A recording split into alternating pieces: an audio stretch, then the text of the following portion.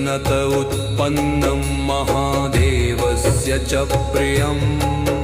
बिल्ववृक्षं प्रयच्छामि एकबिल्वं शिवार्पणम्